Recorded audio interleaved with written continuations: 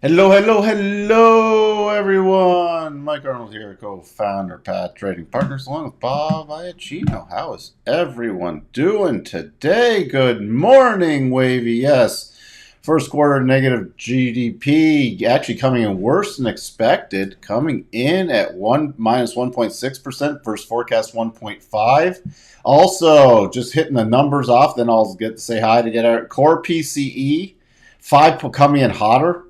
5.2 versus 5.1. Price index coming in hotter, 8.3 versus 8.1. And PCE prices coming in a quarter over quarter for final coming in hotter. But some of these are rear, of course, rear looking. But it coming in hotter and GDP coming in lower. Yuck. Corporate profits down 4.9% actual. Sales down 1.2. Consumer spending dropping from previous. So we got Powell speaking right now. Then the only other stuff we have is oil and gas numbers today. So it's a quiet day after Powell speaking. We had Mester speaking earlier today. We don't have to really touch on the mortgage stuff. It wasn't that big. We saw German inflation numbers. Let me get that. Hey, Christoph. Yeah, German inflation numbers coming in a little better than expected. I was focused on that 8.1 number, and that we got that little pop in the market. But I mean, the inflation's still running pretty hot. But then you get Spain. Thank you for putting this in there, Christoph, coming in at 10%, which is absolutely brutal. And there's the problem.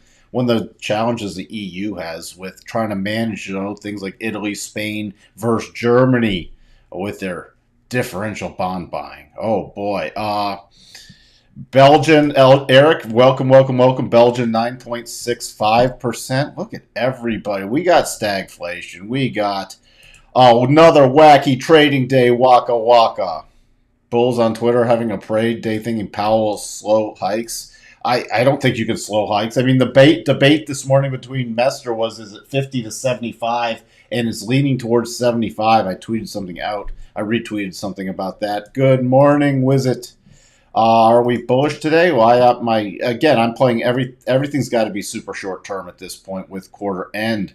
By the way, speaking of quarter or even the first half, now this is with 2 trading days left, so anything can change.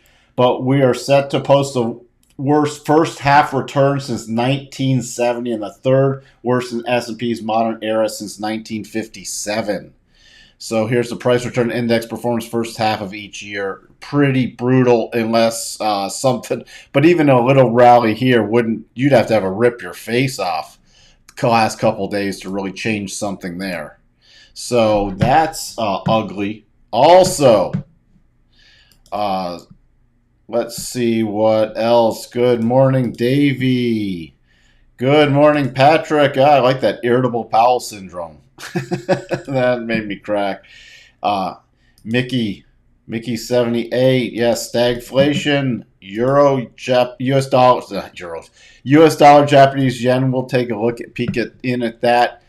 Heat map so far this morning. Let me just refresh this. Pretty neutral, except oil stuff still up, trailing stops in oil.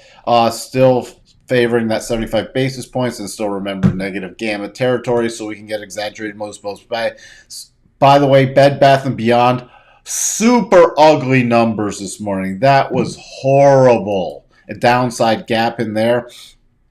All right.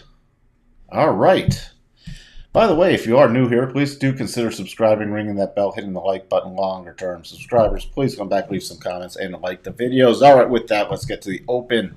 I can't go as long today into the open. We had this little breakout pattern. So this is pre-market. This is off the better than expected numbers and then drop back down. So on the open, I'm watching for a potential shake and bake pattern. And that's if we really start getting some momentum above 38.13, but still caught in this roughly overnight range. Why is it a shake and bake pattern? Because it broke out to one side. It's a little less reliable when it is pre-market, and this is on a shorter time frame. But for the little ramp up move here, if it starts breaking down below these lows and it's holding pretty much at the halfway point, which is the first area I could start to watch for a retest of lows, and so far it has not been able to break there. So that's where it sits right now. Minor levels 3808. I'm really using about 3805. Then major levels with the harmonics from these highs to this pausing area, and the cluster with the 50%. So that will be my first major target on a breakdown about 3794.50. We start breaking back up. So far, it is holding this midpoint. So we start breaking back up. There's not a lot of, on the 15-minute, lot of great clear path, but on the 1 hour, we have the clear path back to about 38.58 before 38.58 is the first target. Just jumping around a little here. And that would also, if we start getting above this 38.38 level, it's above the 1 hour rotation zone. So I get minorly bullish into this clear path move up here. Also keep in mind on the 4 hour, right below here, we are into that 4 hour rotation zone. So I am keeping a very close eye on that. Why is that data like that again? Ugh, this 4 hour data is something's going on with it. But you see, even if we're running back down to this harmonic area right here, the first harmonic area is 37.95. I already talked about the major support if we did sell off 37.79. So that's where we sit. I'm not expecting a market crash going into Q quarter end. Let's see. So that's where it says it's going to be that short little breakout or breakdown move off the open for me again, with it being quarter end for the NASDAQ. And I'll be more keying off the NASDAQ didn't hit this takeout move. I'm watching 11.718, 11.725 area. That's my breakout zone there. And to the downside, we don't have any, these are just horizontal patterns. Downside 11.622. Then we run into right here the harmonic and 11.600 roughly. And then below that, we have the major cluster area, 11.541. So that would be my overall major target on any downside moves. That's what I'm keying off of. And remember, right below that is 62.5. So if we did come down here, but then close below 11.515, then I really shift to bearish mode short term, as I've talked about. To the upside on the breakout play into this little minor clear path move, the breakdown zone 11.791, so essentially 11.800 is anything if we do break above to the upside. Remember, anything can happen with quarter end.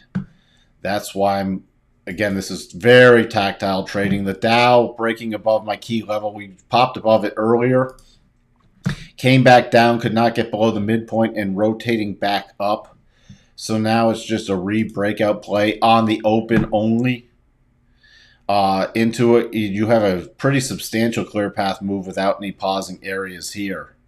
So the run-up area overall on the Dow is back more so to about 31,300 to 31,340. If it can get some momentum, minor area, see, you got that first cross rotation zone, so minor area would be back about 31,183. Again, these still holding up pretty well based off those horrible numbers still coming out, and more so than the GDP out to the PCE, but they are rear looking. The breakdown area for your Russell is about 1733. Then it goes into a clear path move. And the key major area I'm watching is 1714. Breakout level for me is about 1745. DAX, remember we had this double, triggered, first target hit, trying to rebound, but even I'm watching for another rollover play just coming in right in front of the second target, 12,919, then 12,858. Crude, still moving higher. It's trail stop mode, coming in just shy of the 114.30 target. If we do get above that, next area is about 116. Cycles are starting to get to a top, but no rollover yet. Let's see. Let's capitulate. Sure. That would only be a short-term capitulation, Josh, not a long-term capitulation. Let's see. Powell don't know yet if we'll return to pre-pandemic economy. What does that mean? Ever? That would be a bad statement. Or we won't return to pre-pandemic economy until they start. They keep interest rates super low again and juice everything. I have a hard time listening to Christine also. Oh boy. So let's see what else. Natural gas. We got that aggressive little buy hitting the rotation zone cycle. Still have a little way up, so it's now just trailing stop in there. Gold, slight pop up today. If it closes above here, you get a super aggressive within consolidation buy signal. So that would be super aggressive. Copper, still nothing yet. It would be, this is wearing off though, any aggressive buy. The notes, trying to figure out still the direction. My major support, nothing has changed, 116.07. Tried to pop up, but is caught in this little mini range. So tried to break out of this channel and now dipping back in. So there's nothing going on in notes. Going to watch on that pullback for the key support area. Dollar index. Again, everything seems like it can't decide where it wants to go. Dollar index, 104.50. And then 105.07, still holding the rotation zone off of move up. It's not yet to the area where it invalidates the potential double top. Remember, that's nowhere near triggering yet. VIX, gap up so far. Going to be keying off of that on the open. Support level now coming in about 28.35. Start breaking below that. It'll support the bullish mode. Start breaking above about 29.05. Start supporting the bearish mode. Japanese 10-year still 0.23%, so nothing there. That has, and then you see here the little, yes, this potential double is still in play, but pushing higher. Remember, my next major targets are about 138.35 to 138.82. So, but we do have, as long as this little area holds, we do have the little potential. And remember, potential double tops are not bearish unless they trigger. And we'd have to go to this side, which you still have that now on the daily. Bitcoin trying to desperately hold back onto 20K. But I'm more interested in this after we get the quarter end out of the way. To watch for that. Oh, by the way, Swissy, for anybody watching this, watch the close today. It's at the verge of triggering a pretty substantial double top. But cycles are at the bottom, so this would be a potential entry on a rebound only if it triggers on a daily basis. It's a better trigger, though, if we give it the weekly signal. So, Tokyo's getting cheap. Just check some prices for hotels. Interesting. Who's a walking contradiction? Powell? Are you talking Powell? What else do we have? We got to look at Tesla. Tesla with the layoffs last night. I'm really going to see, again, we don't invalidate the double, which hit the first target until you get a close below about 674. Gap down. I'm watching for the gap play short term this morning. The gap play, just because you had the layoffs, you still have the people going to play this gap for a quick little area. And then pretty significant resistance is 707.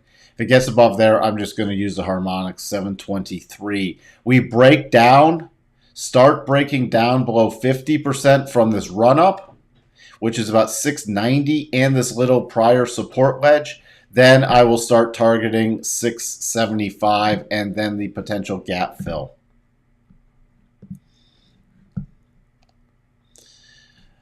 All right, Qs.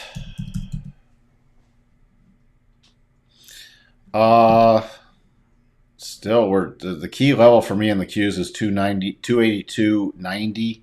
about start breaking below there. We got a pretty decent support legend right below the 62.5, which is down to 279. My key resistance is now about 286.50 to 286.80, back to the rotation zone, and we did fill the gap yesterday.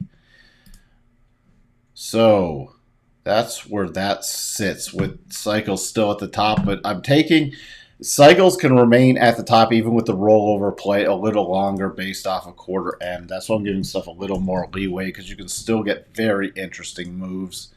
Again, big reversal bar in the spiders. 377.70 is the thing with the gap fill just above that. 378.06. So 377 to 378 is the major support. And then now let me reverse these, because I need to see the major line in the sand for the spiders. The major line in the sand is 373.90, 373.79. So that's where that sits. Let's see. Upstart and Affirm downgraded today. That doesn't surprise me at all. Here was just for grins. What they gotta fix. I gotta see if there's another update for this, because that's driving me crazy. You see, pre-market, this, I mean, at some point this is going to be a massive takeover candidate. But look at that. Look at that. Earnings estimated negative $1.39, coming in reported minus 283. That is absolutely brutal, and a pretty decent miss on revenue. So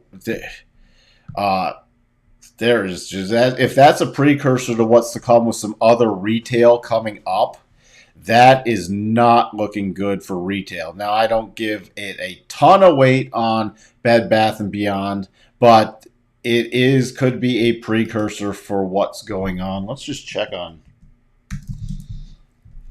Affirm. Yeah, Affirm, I'm going to be interested in. It's popped after its earnings, but this is definitely a new breakdown play. I don't think Powell backs off. If he steps away from rate hikes, he's pretty much saying inflation is destined to go higher. They're not. I don't think they're going to step off from rate hikes. They're reiterating them. Again, Mester said she would back a 75 basis rate hike in. So Mester was speaking back at 5:30 Central, and she said she'd back 75 basis point at the July meeting, end of July. They're not backing down. They're going to err. Again, I retweeted something else, retweeted that thing, and I actually retweeted it for a reason, because I think they're going to err on the side of they'd rather err on the more aggressive tightening than not at this point.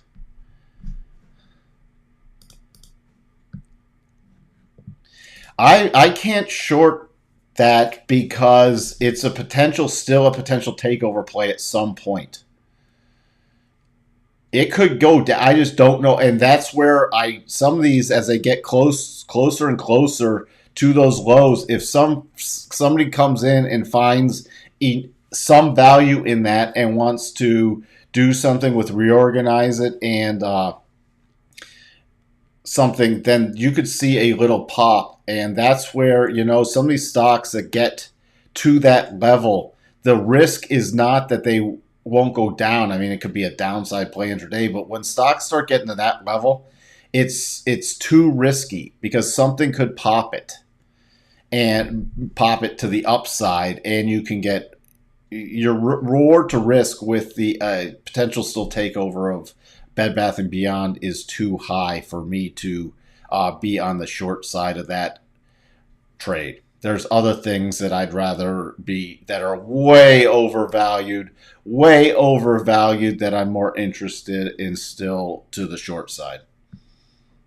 So, all right, with that, gotta help my wife get one of the dogs into the car to go to the vet. So I'm now going to do that and then get back in front of the computer for the open.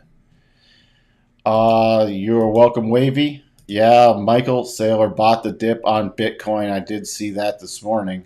That's not going to end pretty also. with that, if we have some major move, I'll try to pop on at lunch. Otherwise, I'll just be back after the close. And I will talk to everyone then. Bye for now.